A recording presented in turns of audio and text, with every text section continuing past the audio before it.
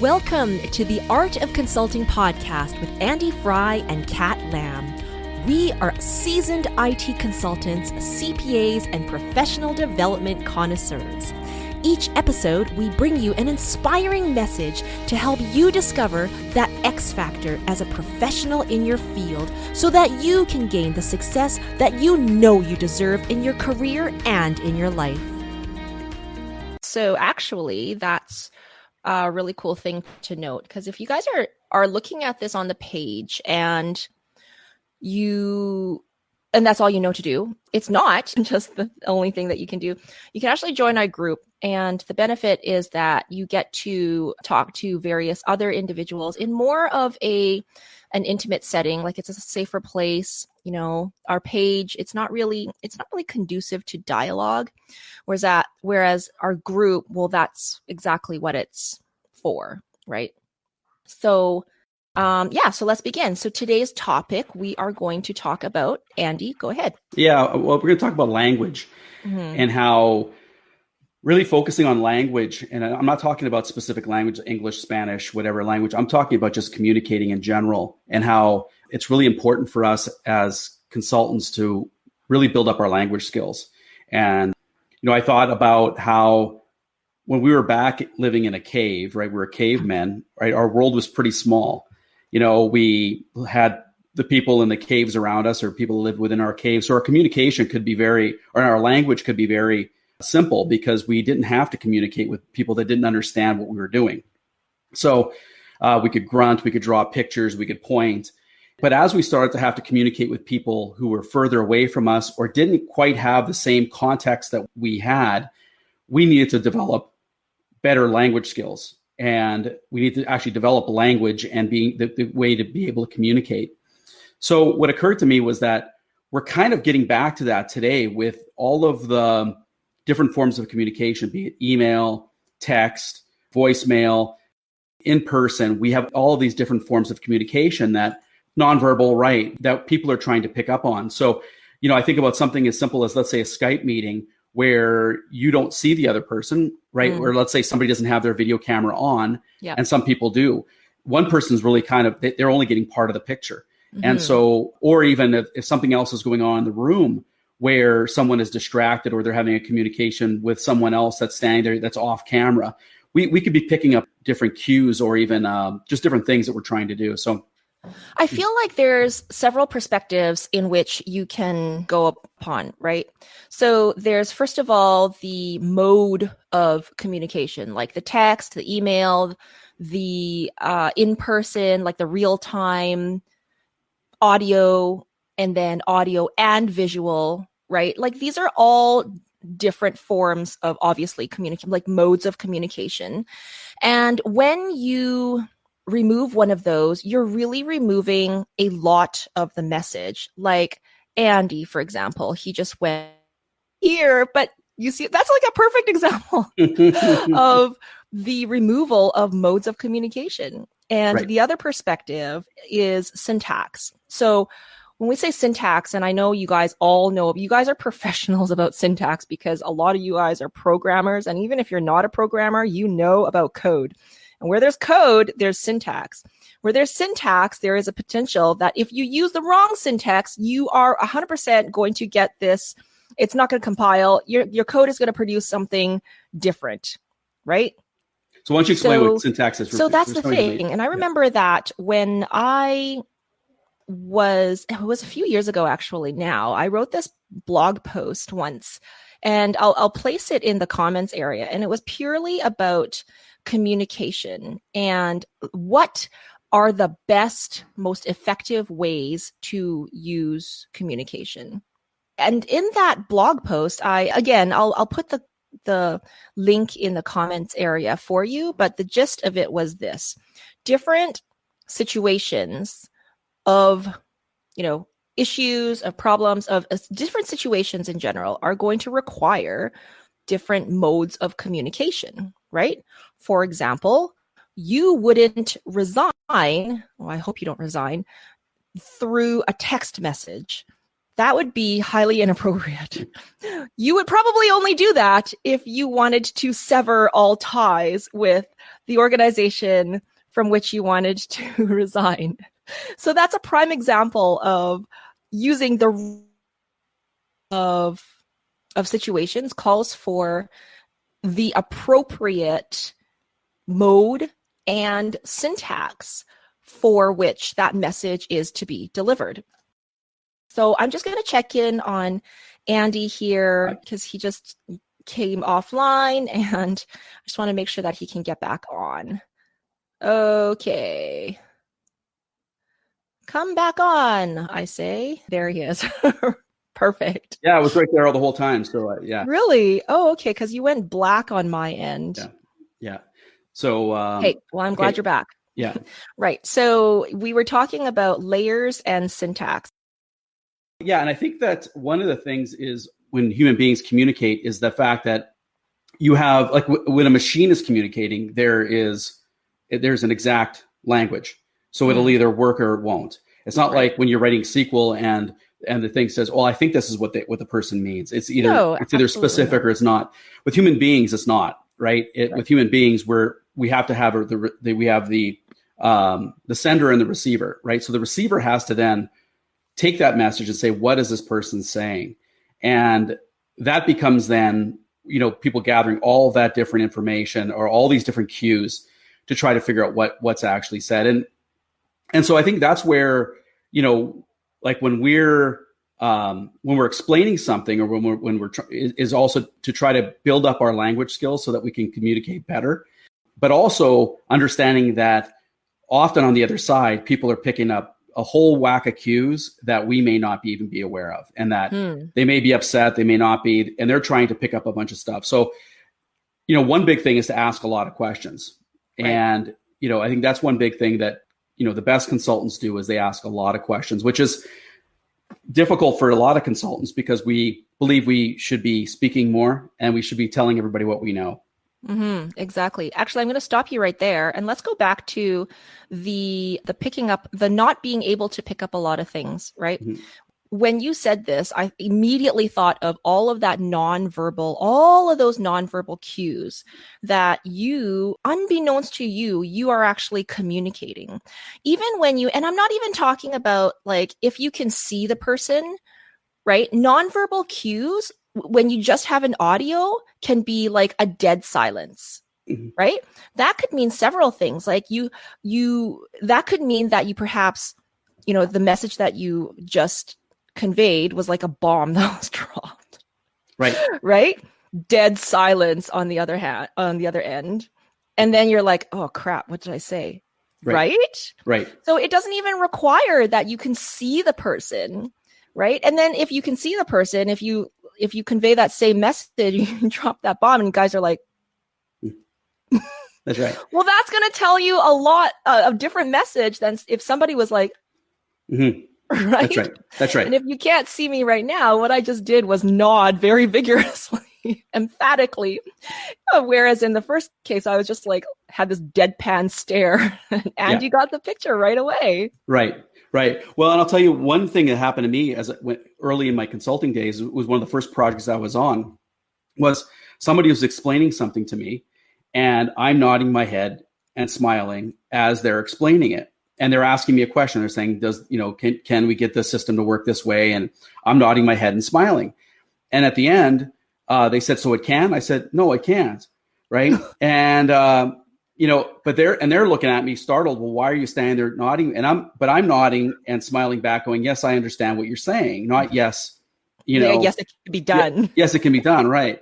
And so I think that's, and so again, the communications one where, if we look, often we're trying to give cues back to say, yes, I understand, or my agreement, or whatever it is. And often, if we're communicating with someone who's just sitting there, it's very, very difficult, right? Yeah. Likewise, sometimes that's the best way to be, is just to sit there and listen and wait till the other person finishes and then continue. So, because we're all brought up in different households with different culture, in different times, what tends to happen is, we start to develop skills that work for the situation we're in. And then as we become an adult, of course, sometimes that may not be, because an organization has its own culture as well. For sure. Every organization has its own culture. And it's very different as to what that culture is going to be from company to company.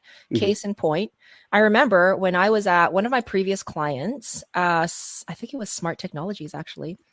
And what happened was, this is part of their culture. So the first day I went, I got on site, I was called to a meeting, right? And everybody has, as in most companies, everybody's got their own computers, their laptops, right? So you can work essentially everywhere, right? So the culture was that everybody, for every meeting, everybody would always bring in their laptops. All right. And it was the most bizarre thing, because I was presenting, I was actually delivering, the strategy on something in which we should do in this particular project. And nobody was looking at me. They were all focused on, so obviously they were hearing what I was saying, but they were all sort of multitasking. And so that was my first day. I was like, what in the world is going on? You people, stop what you're doing and look at me. Right. So that's what I said. I literally stopped the presentation. I was like, hey, you guys, pay attention to me. Right. And then that elicited a chuckle from the crowd, and everybody stopped what they're doing. But that's kind of common, common sense. Like if somebody is talking to you, you don't not look at them. You don't, head down, fingers to the keyboard. That's just giving the cue that the opposite is true. The opposite is that you're not listening to them. Right. Right. Right. Exactly. Well, and one of the things is, as we also, I'm not going to, as we, like autism is another thing, right? There are a lot of functioning autistic people. And so what happens is they sometimes don't make eye contact, but that's rare. The numbers don't warrant, let's say, a group of 12 people to be in a room and nobody make eye contact. But there are going to be people who just won't, right? They'll look at the ceiling, they'll look away, because they do have some communication challenges that they personally have.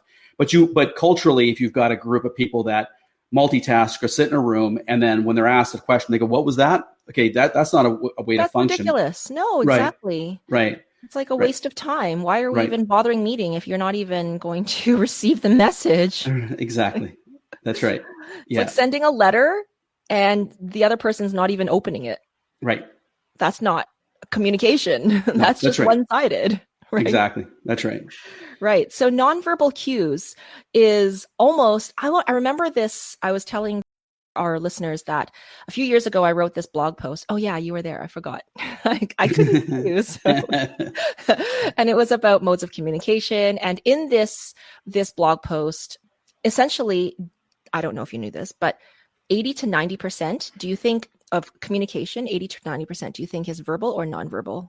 Yes, nonverbal. It's nonverbal. It absolutely is. And it doesn't much matter what the situation is. As I mentioned, if there is an audio, if it's just audio, if you're just on the phone, if it's video, let me ask you this. Do you think that in a context of an email, so if you're sending an email to somebody, what sort of nonverbal cues can you convey or can you receive from that email? Yeah, there's some stuff like even how somebody starts the email, right? If they just get right into it, that's one thing I find is that usually I'll say hi or hey, so and so. And I've heard one person say that they don't like to see it say, hey, Cat, right, or hey, Andy. They said that that's kept for people who are more friends or more they know them better. To me, I'm not going to make a big deal out of that, but usually I'll say hi, so and so. That person's trying to tell you you're not his friend. Yeah. Well, that's the nonverbal cue right there. Right. Yeah. So, but I think that's one thing, where people just get straight into it. And that's one thing where I realize, and now sometimes we do just send an email where if it's back and forth, but that's one thing I find is starting that off. The other one is, of course, punctuation, how we end the email, those sorts of things. Even how we, pardon me? Caps. Well, all caps, right? Right. And even what we're expecting from the other, are there follow-up items, right? Is a person asking, get back to me, or, because that's the other thing too, is what I find is most communication, we expect you're either transferring information or you're expecting something to be done. There's certain things that we need out of it. If someone is just throwing, let's say, a problem or a statement, the question is what do you want me to do with this?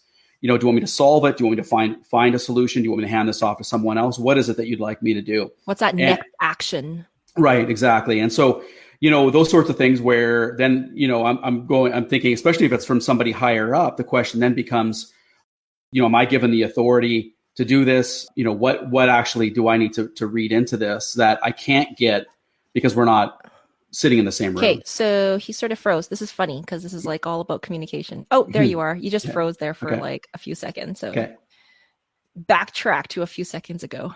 Yeah, I think if the direction is given from, let's say, somebody who's higher up, especially, and that's the thing, we usually expect somebody who's, let's say, higher up, let's say a vice president, to have pretty good communication skills, and most of them do. But if there is one who let's say sends information, or even somebody who's lower, because if we're a consultant and we're external, we might be getting requests from someone or statements from someone where we have to then ask ourselves, what are we supposed to do with this? Are you asking me to fix it, follow up, take this on, find someone? What am I supposed to do with this information? Or is it just information to be information?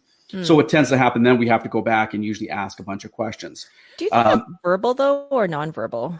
Like verbal in an email context would be obviously the written component, right? Like the syntax, I would say. So would that be verbal or nonverbal, do you think? Well, I think if you're in the same room, if you're together, you can start to probably read into body language or things that the person but in is the context of an email though. Right. You can't. So you have to go back and actually get more words. And that's where I think when we start to communicate further away, right, what happens is there tends to be more back and forth. That's why an email is not clear. There tends to be a lot of back and forth because, and that's usually if you're going back and forth multiple times, you probably should stop and pick up the phone. Yeah. And those are important things to know. And I think what happens when there is more and more explanation around what somebody is doing, either the receiver takes it figuratively or literally. And I find that sometimes is a challenge because what happens is as there becomes more and more instructions and information on the information, then kind of how that person falls, they're either going to take that additional information as literal or figurative, just as kind of a direction. So when you convey messages, really you need to take into account the culture from which your recipient, your communication partner is from, right? So we're talking about figuratively versus literally. I remember, and I can see you now, Andy. Okay. Here's where I wanted to go. So talking about nonverbal cues. I was working with one of my friends. She's actually become a friend now, which is really awesome. And she's from a foreign country, and she had come to Canada a few years ago. So she didn't grow up here, obviously. And she was showing me something on her monitor. And usually, let me ask you this, when you're pointing out like this area of your screen to somebody, how would you do it? Probably point with my finger or the mouse or. Okay. So let's be more specific than that though. So show me on screen what you would do, and I'll describe to our listeners what you were doing if you're not seeing this on screen. So show me a part of your screen. Make sure it's in the window. What? No, you don't. Okay. So, no. Okay. I don't know. What I would like you to do is to demonstrate how you would show me something on your screen. So you can pretend that my window, yeah, like your window is the screen so that we can see you. Okay. And just like demonstrate it. You mean? Yeah, just like point or show me something. Show me the curtain behind your. Okay. Yeah, I would point okay. or yeah. Great. All right. So this is what she did. Oh. This here, right? And she just kept doing that. And she just thought nothing of it. So for those of you who are listening, what just transpired is that I asked Andy to point out, he's got this curtain behind this bamboo curtain thing behind him right now. And I asked him to show me, like demonstrate how he would point that curtain out to me. So then he sort of turned his body and then opened his hand, like his hand was partially open, like it wasn't completely closed, right? And he used his index finger to point. And so he kind of opened his hand at the end. It's very detailed, right? This is very important. And then I had demonstrated how my friend had, from a foreign country, had shown me a part of her screen. And I literally put up my middle finger because that's exactly what she did. She was using her middle finger to point out an area of our screen. Now, in North America or in most Western countries, I dare say, if you hold up your middle finger to somebody, what does that mean? Yeah, nothing nice. Yeah, nothing nice. It means get the fuck out of my face, right? But she didn't know. She didn't know because that doesn't exist in her country, right? So I actually had to tell her, I was like, I don't think you want to do that because here it is actually a swear word. It's curse word. Yeah. She's like, oh, really? Oh, I'm sorry. Yeah. And so that was interesting because the thing is that communication is not all about the message. It's not even all about the mode or the layer of communication. And it's certainly just not about the syntax. It is the style in which you communicate, down to the fingers that you use in order to assist with your communication. Every single little bit adds to your message or takes away from your message. Right? Right. Yeah, and I think, and again, when we start to use the more words we use, this is one of the challenges with. I mean, if we talked about, any parent's going to know this, the more words you use with your child, often the more complicated it becomes. So true. Because the child then, in fact, most people, they know some of the challenges that parents have today is because we use so much language with our children, as opposed to just using less language and really getting the child to do it. We're doing a lot of explaining the reasons why, all these different things. And I think what happens when we use lots of words, we need to have the form of communication, whatever it is, the words, the language, the method has to be in conjunction with the receiver. Because really, one of the challenges we have is that, I've had conversations with people where they aren't clear, they're not trying, and it becomes a real challenge. And I go, one of the reasons to speak or to communicate in some way is to get a message across. We usually want to convey something. So the point there is that we do have to work in some way. We can't just, if I'm speaking to somebody who's German and doesn't speak English, for me to just keep saying the same things over and over again in English and the person doesn't get it, it doesn't work, right? No, he's completely relying on your nonverbal. That's right. Yeah. And I mean, if you watch, war movies or where they take a prisoner, and it's funny because the person's speaking in their native language and the prisoner's has a different net language. When they say get up and they hit them and they go, I told you to get up. Well, of course they don't know what get up means. They don't speak your language. Exactly. Right. So it's bizarre, right? That, I mean, I understand these are people that, are already committing a crime, but the fact of the matter is a lot of times we communicate like that on a daily basis. We're using words or concepts that the other person doesn't understand, or they have a completely different definition of what that might even mean. And sometimes when you see that the other person isn't getting it, I think sometimes taking a step back and saying, what is it, that you think that this means? Or because sometimes what happens is people will say, I disagree with the meaning of that word. Okay, now we're not we're not trying to start to define people's language, but we want to, again, convey that across, because I think, we could sit and debate the meaning of a word. We're still not getting to the final goal, which is to convey the full meaning. Right. And I do remember in some meetings, we do sit there for 15 minutes and debate this meaning of a certain word. It's ridiculous. But I mean, in that case, a word, like the term was work request, and work request means different things in different systems. So in that case, it was in order to ensure that we're drawing the information in, like drawing data from the correct system and displaying it in the right field. Well, we had to ensure that work request was coming from the right data source, right? So it's so interesting that Like in IT, syntax is so very important. The meaning of words is just so important. I just want to take a step back and explore the concept of brevity, right? Mm-hmm. So I remember when I want to say I was in high school, one of my English teachers said something to me that really stuck with me for the rest of my life, and that was. And actually, she really shaped my writing from that point forward. And that was, sunbeams are hottest when they are shortest, mm-hmm. right?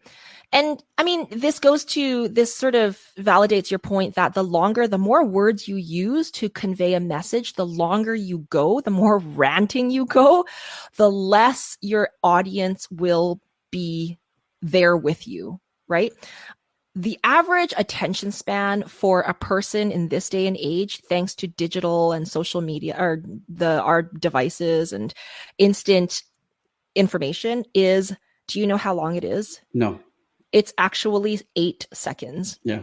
The attention span of a goldfish is 12 seconds. Congratulations, we officially have a shorter attention span than a goldfish.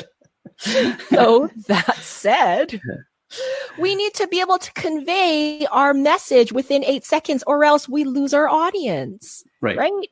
So that's the thing. It's not about how much you know and how much you can't be spewing out all of this expertise for the sake of spewing out your expertise. It doesn't actually show that you're smart.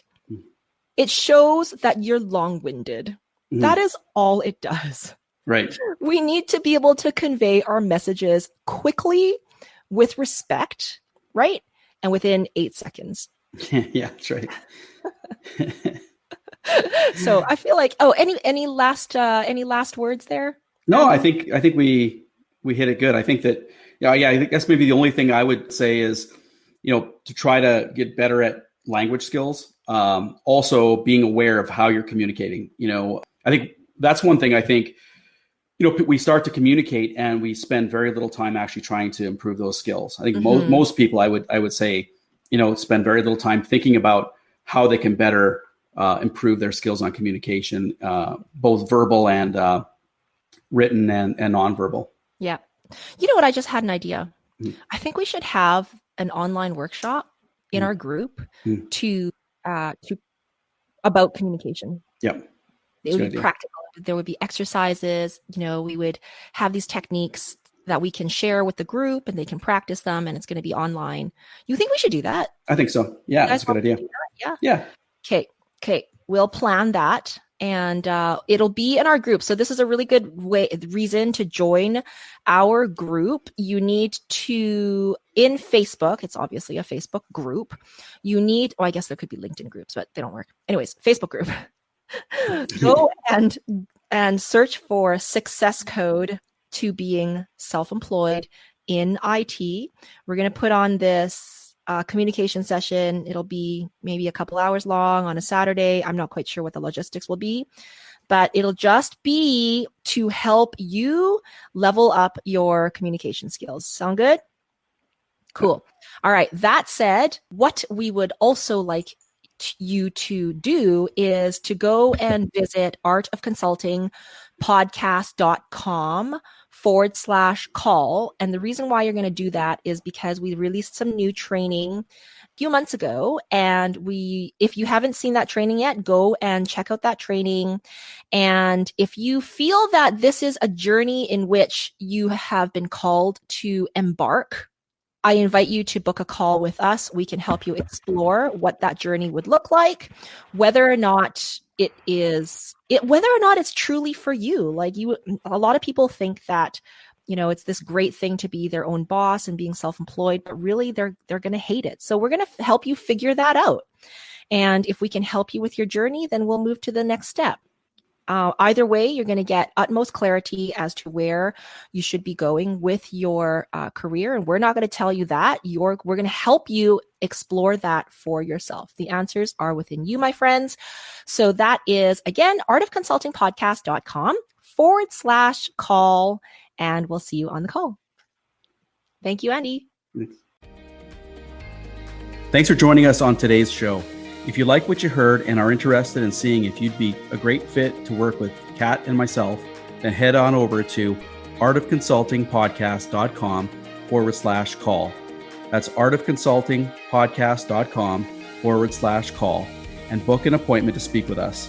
We'll talk with you for about 45 minutes and we'll get you clear on 3 things: putting together a solid game plan to start as an independent IT consultant, getting complete control over your career and time, and commanding the salary that you always wanted. Remember, developing and building a great consulting business does not happen by itself. You need an expert advice and guidance to make it happen. And we're 20+ year veterans in the independent IT space while enjoying life and delivering unparalleled service to our clients. To see if we can help you do the same, head on over to artofconsultingpodcast.com/call. I'm Andy Fry. I'm Kat Lamb. And let's talk soon.